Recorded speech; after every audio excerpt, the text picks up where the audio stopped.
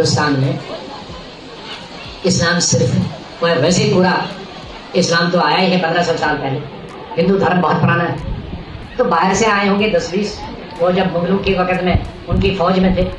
बाकी तो सब हिंदू से ही कन्वर्ट हुए हैं मुसलमान हिंदुस्तान में।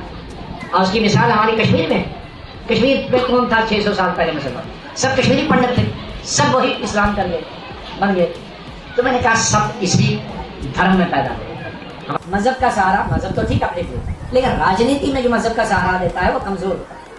कि धर्म हम सबका, उसमें कोई मना नहीं, लेकिन राजनीति में आकर ना वोट मांगे धर्म के आधार पर, इंसाफ अगर कोई धर्म के नाम पे बांटेगा, वो राजनीति में नहीं होना चाहिए। और उससे देश बड़ा नहीं होता है, उससे देश छोटा होता है और नफरत फैल जाती है। हमारा मुसलमान तो सबसे ज्यादा जगह पकड़ता है जमीन, हाँ बहुत जमीन पकड़ता है, तो वो भी इसी जमीन में जाता है। उसका मांस भी, उसकी हड्डियां भी इसी भारत माता की धरती का हिस्सा बन जाते हैं। तो कहाँ हिंदू, कहाँ मुसलमान? हिंदू भी गया इसी में और मुसलमान भी इसी में गया। नमस्कार, जय हिंद दोस्तों। आज फिर एक बार हिंदू मुस्लिम को लेकर महासंग्राम चलाया। गुलाम आज़ाद ने कहा कि मुसलमान पहले, कश्मीर के मुसलमान पहले 600 साल पहले वो भी हिंदू पंडित ही थे। आज इसको लेकर पूरे देश में बहुत जोर से चर्चा हो रही है और बहस भी हो रही है। आप देखिए, आगे देखिए, बहुत ही मजा आएगा। आप बिना बात कहे शुरू करते हैं, चलिए देखिए कि वहाँ जो हिंदू सरकारी नौकरी में काम करने जाते हैं अपने पुराने घरों में नहीं रह सकते हैं, उनको बाड़ों में सुरक्षित रखने के लिए कैंप बनाए गए हैं। अगर ये हालत है, और ये 7वीं दफे हुआ 1990 में, उससे पहले 6 बार हमें कश्मीर छोड़ करके जाना पड़ा पूरे के पूरे समुदाय को, तो वो किन हालात में हुआ? मुसलमान अगर बने हिंदू तो किन मजबूरियों के चलते बने, और जो नहीं बने उनका क्या हशर किया गया? बटमजार क्या है? मार्तंड मंदिर के जो अवशेष बचे हैं, जो खंडहर बचे हैं, वो क्या कहानी कह रहे हैं? और वहां जो नाम बदले जा रहे हैं हिंदू नाम अपनी जगहों के, शंकराचार्य पर्वत को तख्ते सुलेमान कहा जाता है, हमारे तीर्थहारी पर्वत को कोहे मारा कहा जाता है, अनंतनाग रिकॉर्ड में तो नाम है, लेकिन बसें इस्लामाबाद के लिए चलती हैं। आम बातचीत में वहां का लोकल मुसलमान, स्थानीय मुसलमान उसको इस्लामाबाद कहता है। ये क्या मजबूरी है कि 2,500 हिंदू नाम गाँव के 80s में फारूक अब्दुल्ला की सरकार ने बदले?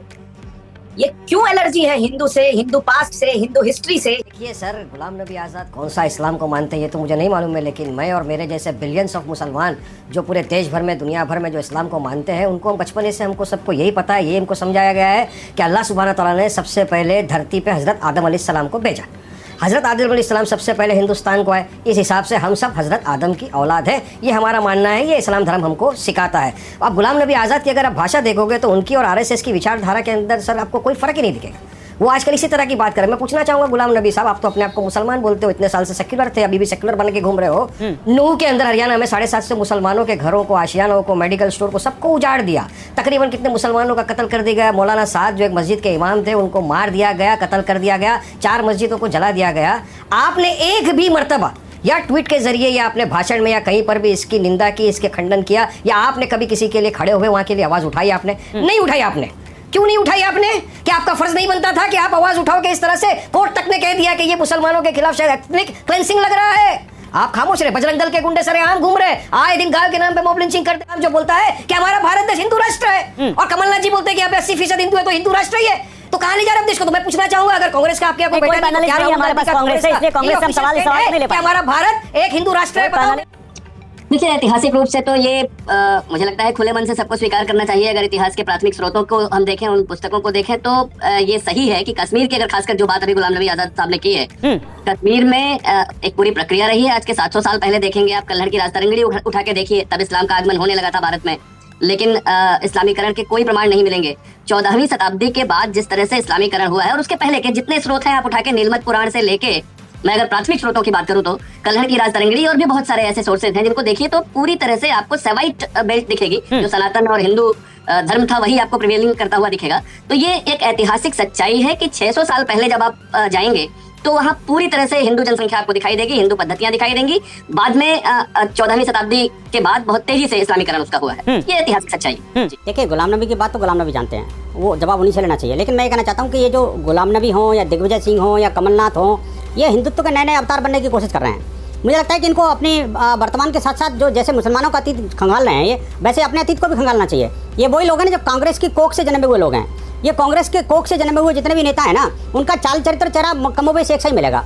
अभी चुनाव चुके आने वाले हैं तो इसलिए इनका वो अपना राग शुरू हो जाता है। और उससे पहले अगर ये भड़काऊ भाईजान की बात करो जो आपके चैनल पर बैठे हैं, जो बजरंग दल को गुंडा कह रहे थे, अपने जिहादी गुंडों के बारे में एक शब्द नहीं बोलेंगे। ये नहीं बोलेंगे कि किस तरह से हजारों की संख्या में तीर्थयात्री मेवात के अंदर एक मंदिर में फंसने को मजबूर हुए और उनको ऊपर जलियांवाला बाग जैसा कांड जो है ना, अंग्रेजों की तरह ये गोला बारूद का बौछार कर रहे थे, उन शब्द नहीं बोलेंगे। ये उन गुंडों के बारे में नहीं बोलेंगे कि वो गुंडे थे, वो आतंकवादी थे। विनोद जी, अगर आपको किसी पर आरोप लगाना है, आप सरकारी भाषा में आरोप लगाइए। मुझे बहुत दुख है।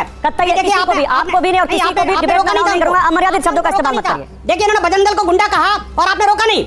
आपने देखिए जब बजरंग दल को गुंडा कहा थोड़ी ना रोका नहीं, रोकेंगे। दुख है, मुझे आरोप दिया ना रोका उनको। आरोप आप मेरी स्क्रीन पे कोई कुछ नहीं कहेगा। मेरी स्क्रीन पे बजरंग दल को गुंडा करेंगे ये? मेरी स्क्रीन पे कोई कुछ नहीं कहेगा। नहीं कहा ना, आपकी स्क्रीन पे बोला इन्होंने। आपकी स्क्रीन पे बोला, आपकी स्क्रीन पे इस गुंडे ने आपको बजरंग दल का गुंडा बोला। इसने बोला, ये जो सामने मेरे बगल में बैठा रखा है आपने। अरे वापिस भाईजान को बजरंग दल को क्या बोलते हैं? बोलो गुंडा है, बोलो। अरे तुम आतंकवादी हो, गुंडा एक नंबर का, निकृष्ट हो, तुम खतरनाक हो। ये देखिए, ये भाषा देखिए, चलो खामोश, इनकी भाषा देखिए कपाल जी। मैं भाषा का कर रहा हूं, लेकिन ये मर्यादा में रहे, मर्यादा में रहे, मर्यादा में रहे। इनको हैदराबाद भेजना जानते हैं अच्छी तरह से। उठ के भागेंगे। अरे भैया तुम पाकिस्तान जाना चले जाना। क्योंकि ये बहुत से ऐतिहासिक तथ्य छुपा रहे हैं। ये कह रहे हैं कि बड़े प्यार मोहब्बत से राजी खुशी हिंदुस्तान के मुसलमान हिंदू धर्म छोड़कर इस्लाम को कबूल कर लिए थे। मैं उन्हें अल्लामा इकबाल का शिकवा जरा सुनाना चाहता हूँ, जिसमें वो खुद कहते हैं अल्लाह से, तुझको मालूम है लेता ना कोई नाम तेरा, कुव्वते बाजुए मुस्लिम ने किया काम तेरा। यानी इस मुसलमानों की बाजुओं की ताकत ने अल्लाह तेरा काम किया है। बस रहे थे यहाँ सजलूक में तुरानी भी, अहले चीन में, ईरान में सुसानी भी, इस मामूरे में आबाद थे यूनानी भी, इस दुनिया में यहूदी भी थे नसरानी भी। पर तेरे नाम पे तलवार उठाई किसने? बात जो बिगड़ी हुई थी वो बनाई किसने? हम थे एक तेरे मारा यार, तेरे मरकाए यारों में, कभी खुशकी में लड़ते थे कभी दरियाओं में, कभी दी हैं अजाने यूरोप के कलीसाओं में, कभी अफ्रीका के तपते हुए सहराओं में। शान आंखों में न जचती थी जहादारों की, कलमा पढ़ते थे हम छाओं में तलवारों की। यही आखिर में जाके कहते हैं, नक्श तौहीद का हर दिल में बिठाया हमने, ज़ेरे खंजर भी ये पैगाम सुनाया हमने, ज़ेरे खंजर ये पैगाम सुनाया हमने। ज़ेरे खंजर हमने ये पैगाम, अल्लामा इकबाल कह रहे हैं जी, ये तलवारों की छाओं में कलमा पढ़वाया हमने और ज़ेरे खंजर ये तेरा पैगाम सुनाया हमने। और उसके लिए हमने जंगे लड़ी और यूरोप के गिरजाघरों से अजानें दी। ठीक है, मंदिर तोड़े, लोग ज़िबा किए, खोपड़ियों की मीनारें बनाई। महमूद गजनी का हिस्टोरियन अल बैरूनी क्या कहता है? आप कश्मीर में तारीख हसन पढ़ लीजिए, ये मुसलमान हिस्टोरियंस हैं। ये कहते हैं तोहफतुल अहबाब पढ़ लीजिए, तहरिस्तान शाही पढ़ लीजिए, ये पर्शियन में लिखे हुए अकाउंट्स हैं, हिस्टोरिकल अकाउंट्स हैं। देखिए सर, इस देश के अंदर एक ऐसी सियासत चल रही है कि जिसको अपनी सियासत चमकाना है, मुसलमानों को गालियां दो, मुसलमानों के खिलाफ नफरत फैलाओ, मुसलमानों को अलग सलग कुछ बोलो और अपनी सियासत को चमकाओ। और एक तरफ होड़ लगी है कि कौन बड़ा हिंदू है, कौन बड़ा। देखो बीजेपी तो सबको पता है कि कम्युनल है, उनका तो काम ही है नफरत फैलाना। वो तो गाय गंगा दंगा मंदिर करते करते 2 से लेकर आज यहाँ तक पहुँच गए। मगर इस तरफ जो सेक्युलरिज्म का चोला उड़ के इतने सालों से बैठे थे, उनकी भी तो आप हरकतें देख लो ना। फिर चाहे कमलनाथ हो जो हिंदू राष्ट्र की बात करते हैं, और उसके ऊपर कांग्रेस वाले सब खामोश बैठे हैं। फिर चाहे दिग्विजय को आप देख लो, दिग्विजय सिंह ने कहा कि बजरंग दल में कुछ लोग बहुत अच्छे हैं। मैंने कहा वो अच्छे लोग वो ये मोनू मनेसर और ये तुम्हारा बिट्टू बजरंगी, जिन्होंने ऐसा बयान दे दिया जिसकी वजह से पूरा नूह जल गया। 750 तो मुसलमानों के घरों को आपने जला दिया, मस्जिद के इमाम का आपने कत्ल कर दिया, खून खराब हो गया। क्या वो बजरंग दल वाले? जवाब देते हैं, उनकी वो बजरंग दल जिसने गाय के नाम के ऊपर कितने मुसलमानों को नरसंहार करके रख दिया। अगर उनके खिलाफ जब मुसलमानों की बात आएगी, इनके मुंह से एक अल्फाज नहीं निकलेगा। मुझे लगता है विनोद बंसल भी नहीं बोल पाए, उनको बोलने का मौका देता हूं और उसका जवाब इनको मिलेगा। एक मिनट विनोद बंसल, जो वारिस पठान कह रहे हैं उस पर जवाब दीजिएगा। लेकिन आप सुशील पंडित को पूरी कविता पढ़ने का मौका दिए, पूरी कविता पढ़ने का मौका दिए। मेरे पास 10 कविता है, मैं भी पढ़ने के लिए बैठा हूँ। फिर मैं भी कविताएं पढ़ता रहूंगा यहाँ पे, ना आपको समझ में आएगा फारसी, मेरे को समझ में आएगा। विनोद बंसल तो बिल्कुल बोल रहे हैं। सुशील पंडित का एग्जांपल है वारिस भाई, सुशील पंडित का एग्जांपल है तो विनोद बंसल का एग्जांपल है। 1 मिनट नहीं बोल पाए, उनको नहीं देख रहे हैं आप। ठीक है, वो हिंदू हैं, आप मुसलमान हैं, लेकिन इतनी तो आप हार्मोनी लेके चलते हैं ना कि आप अपने पैनलिस्ट भाई को बोलने का मौका दें। मेरा वक्त ले लो, मेरा वक्त ले लो ना, मेरे हिंदू भाइयों को दे दो, मुझे कोई अफसोस नहीं है। मैं तो नफरत नहीं फैलाना चाहता हूं, मैं तो ठीक है, तो फिर मैं पूछ लेता हूं। मैं आपको कंपैरिजन दिखा रहा हूं। सुशील पंडित को इतना बड़ा भाषण देने का, पोएट्री बोलने का टाइम दिया और मैं, अरे तो आपके साथ आपकी लाइन के बराबर बोलने वाले पैनलिस्ट भी तो बोल रहे हैं वारिस पठान। 1 मिनट, मैं विनोद बंसल सवाल है तो विनोद बंसल, हमारे पूर्वज हमारे पूर्वज हिंदू थे, हम आज मुसलमान हैं, इसको आज कितनी सहृदयता से लिया जाना चाहिए? मैं ये सीधा सवाल पूछ रहा हूं आपसे। ये देखिए, देखिए बिल्कुल सीधा सवाल का सीधा जवाब है। देश के मुसलमानों को भी पता है और देश के हिंदुओं को भी पता है और दुनिया के लोगों को भी पता है कि आखिरकार भारत में जितने मुसलमान हैं वो कहाँ से आए, कैसे बने, क्या हुआ है इनके साथ में, क्यों हुआ है इनके साथ में। ये जो दर्द है ना, ये दर्द ही कभी कभी बीच में अंदर से फूटता है। लेकिन सवाल ये भी है अग्रवाल जी कि ये जो दर्द है कब फूट रहा है, ये दर्द है या कोई सियासत है, इसको भी समझना पड़ेगा। इसी समय आखिरकार इनको हिंदुत्व और वो सब चीज़ क्यों याद आ रही है। लेकिन मैं कहता हूँ ठीक है, जब आए देर आए दुरुस्त आए, कभी कुछ तो किसी को अकल आई।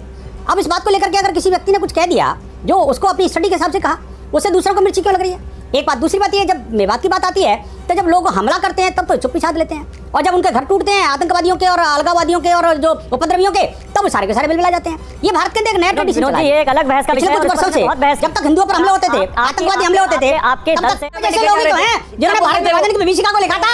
आपके जैसे आपके पूर्वज ही तो हैं जिन्होंने गद्दारी करके भारत के साथ में भारत माता के टुकड़े करवा दिए। आज हमारे भारत देश में समय खत्म हो चुका है। वारिस भाई और विनोद बंसल, निश्चित रूप से बात तो केंद्र बिंदु बात का यही होना ही चाहिए था कि इसकी ऐतिहासिक सच्चाई क्या है। और गौरव जी, ऐतिहासिक सच्चाई यही है कि हिंदू थे और उनको कन्वर्ट किया गया, उनका इस्लामीकरण हुआ। इसीलिए मैं कह रहा था कि आप कल्याण की राजतरंगिणी तक देखिए कश्मीर का इतिहास। कश्मीर पूरी तरह से हिंदू है। हम आज भी शारदा पीठ की ओर मुंह करके अपना पहला विद्यारंभ करते हैं। ये बात क्यों भूल जाते हैं? जो शैव भूमि थी, जो शैवाइट बेल्ट था, जो बुद्ध बौद्ध की भूमि थी, वो पूरी तरह से 13वीं 14वीं